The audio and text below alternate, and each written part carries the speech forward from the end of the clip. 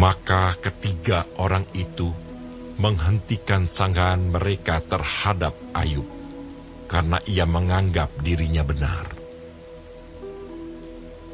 Lalu marahlah Elihu bin Barak-Heel, orang Bus dari kaum Ram.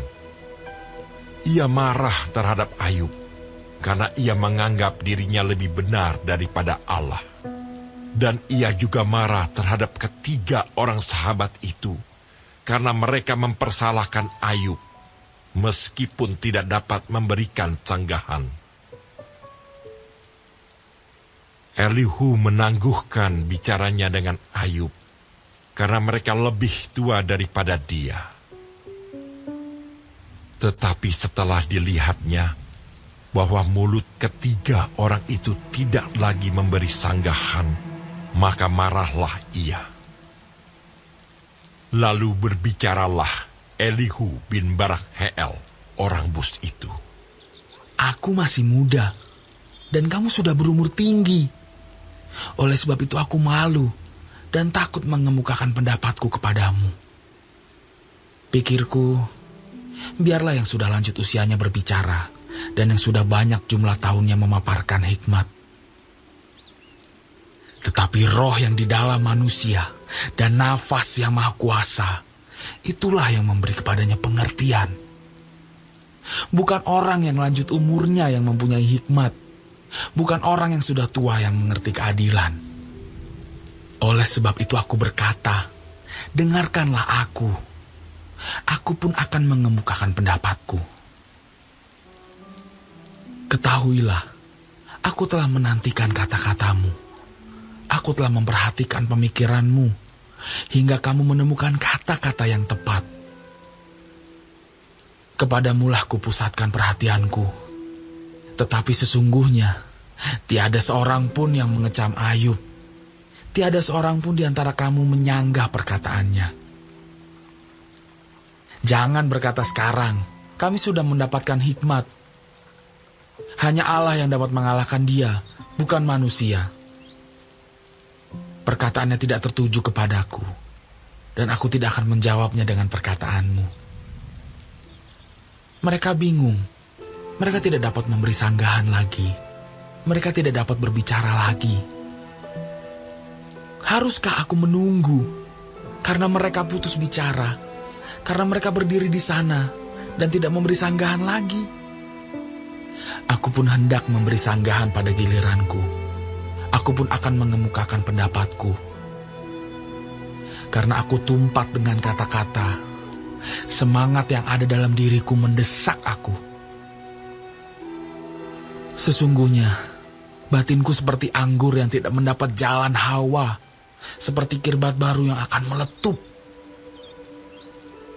Aku harus berbicara, supaya merasa lega. Aku harus membuka mulutku dan memberi sanggahan. Aku tidak akan memihak kepada siapapun, dan tidak akan menyanjung-nyanjung siapapun. Karena aku tidak tahu menyanjung-nyanjung. Jika demikian, maka segera pembuatku akan mencabut nyawaku.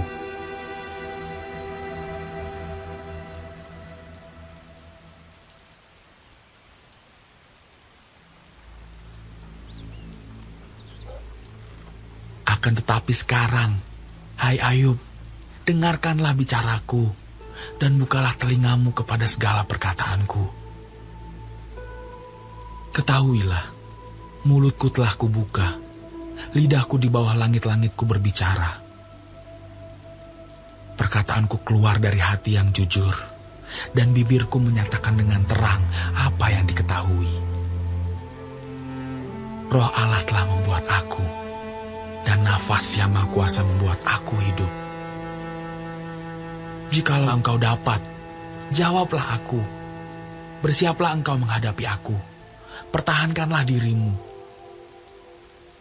Sesungguhnya, bagi Allah, aku sama dengan engkau. Aku pun dibentuk dari tanah liat. Jadi engkau tak usah ditimpa kegentaran terhadap aku. Tekananku terhadap engkau tidak akan berat.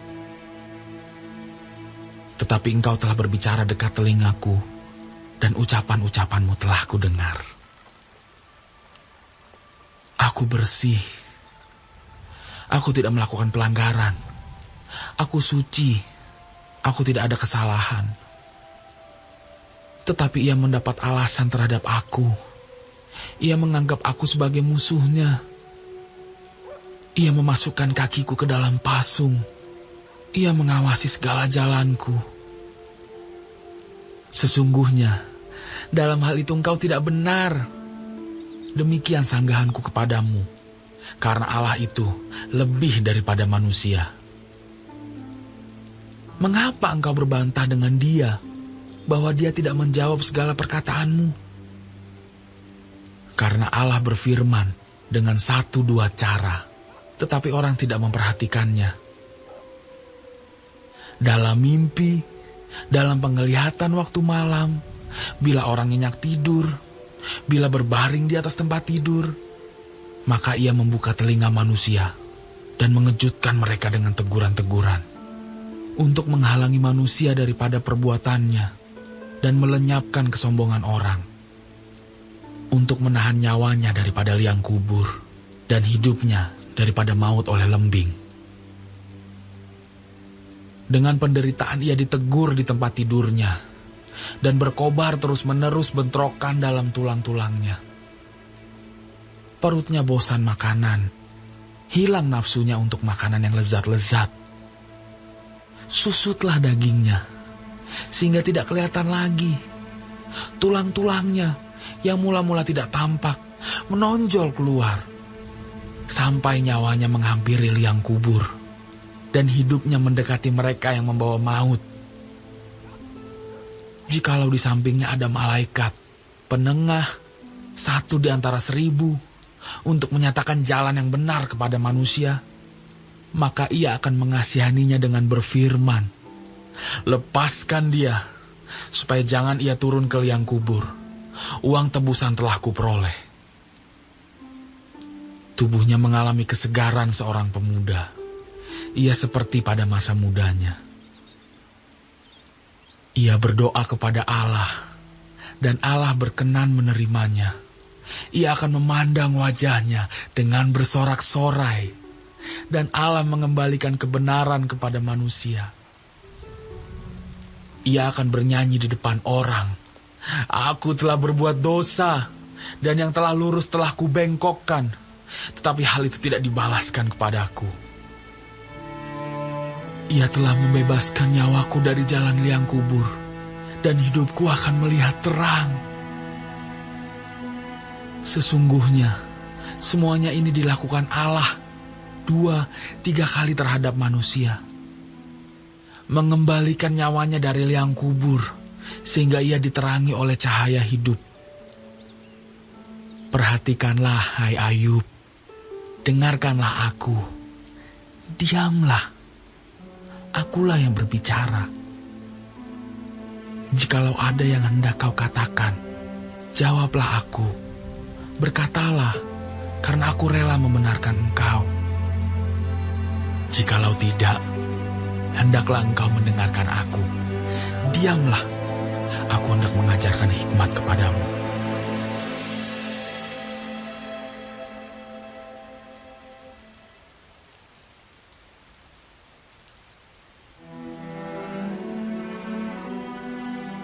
Maka berbicaralah Elihu. Dengarkanlah perkataanku, kamu orang-orang yang mempunyai hikmat. Berilah telinga kepadaku, kamu orang-orang yang berakal budi. Karena telinga itu menguji kata-kata, seperti langit-langit mencecap makanan. Biarlah kita memutuskan bagi kita sendiri apa yang adil, menentukan bersama-sama apa yang baik. Karena Ayub berkata, "Aku benar, tetapi Allah mengambil hakku. Kendati aku mempunyai hak, aku dianggap berdusta. Sekalipun aku tidak melakukan pelanggaran, lukaku tidak dapat sembuh lagi." Siapakah seperti Ayub yang minum hujatan terhadap Allah seperti air, yang mencari persekutuan dengan orang-orang yang melakukan kejahatan dan bergaul dengan orang-orang fasik? Karena ia telah berkata, tidak berguna bagi manusia kalau ia dikenan Allah. Oleh sebab itu, kamu orang-orang yang berakal budi, dengarkanlah aku. Jauhlah daripada Allah untuk melakukan kefasikan, dan daripada Yang Maha Kuasa untuk berbuat curang. Malah ia mengganjar manusia sesuai perbuatannya, dan membuat setiap orang mengalami sesuai kelakuannya. Sungguh, Allah tidak berlaku curang. Yang Maha Kuasa tidak membengkokkan keadilan. Siapa mempercayakan bumi kepadanya? Siapa membebankan alam semesta kepadanya? Jikalau ia menarik kembali rohnya dan mengembalikan nafasnya padanya, maka binasalah bersama-sama segala yang hidup, dan kembalilah manusia kepada debu. Jikalau engkau berakal budi, dengarkanlah ini, pasanglah telinga kepada apa yang kuucapkan. Dapatkah pembenci keadilan memegang kekuasaan?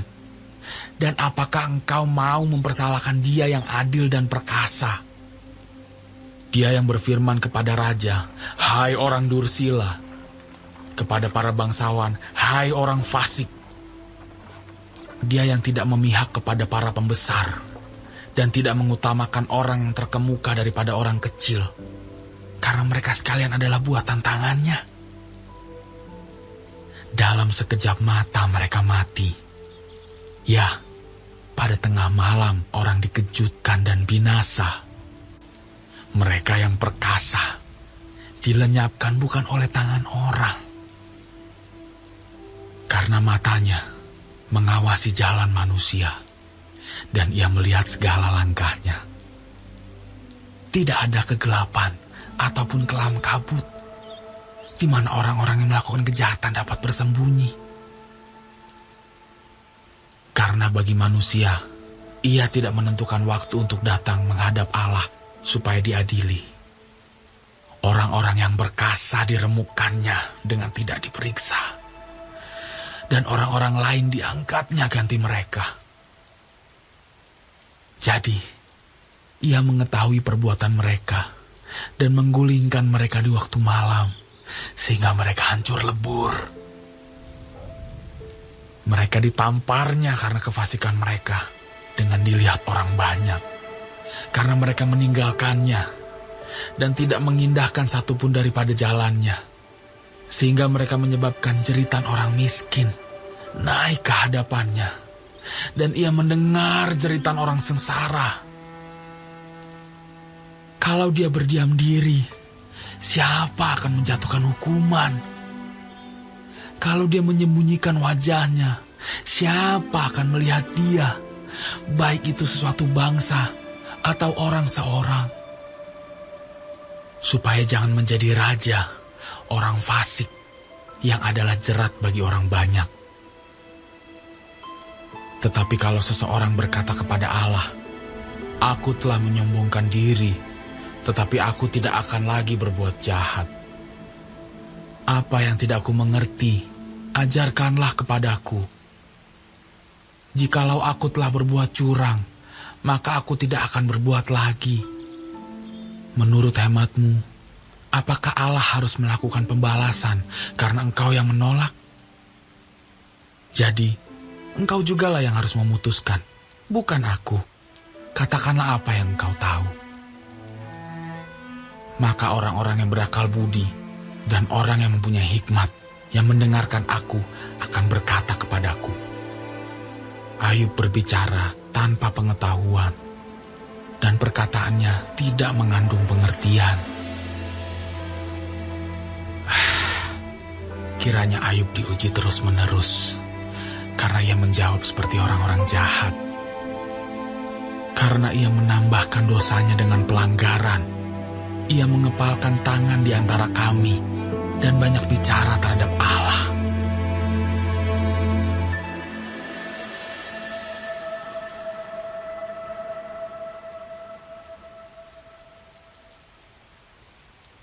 Warga Sorga terkasih, silahkan klik tombol like, subscribe, dan aktifkan loncengnya ya. supaya dapat pemberitahuan untuk video baru berikutnya. Ayo warga sorga berbuat baik jadi berkat bagi saudara, teman atau siapa saja dengan membagikan video ini ya. Terima kasih. Tuhan Yesus memberkati kita warga sorga. Amin.